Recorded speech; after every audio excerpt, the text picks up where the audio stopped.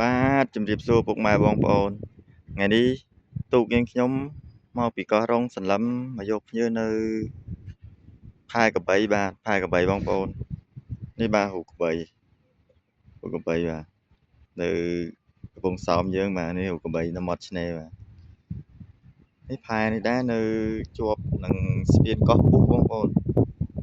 បាទឥឡូវនេះភ្ញៀវអត់ទាន់មកទេនៅចាំយកភ្ញៀវសិនហើយជា1ម៉ោង2ម៉ោងទៀតហើយភ្ញៀវគាត់មកដល់គាត់មកពីកំពង់សោមបងប្អូនគាត់ធ្វើដំណើរពីពេញគាត់មកដល់កំពង់សោមឥឡូវខ្ញុំនៅចាំយកនៅកំពង់សោមបាទនៅផែកបីបាទ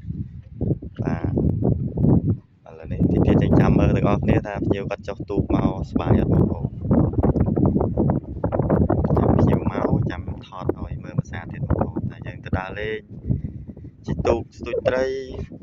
បាទមើលផ្កាថ្មដើរលេងស្វាយបាទនេះកោះពុះបងប្អូនស្ពានកោះពុះ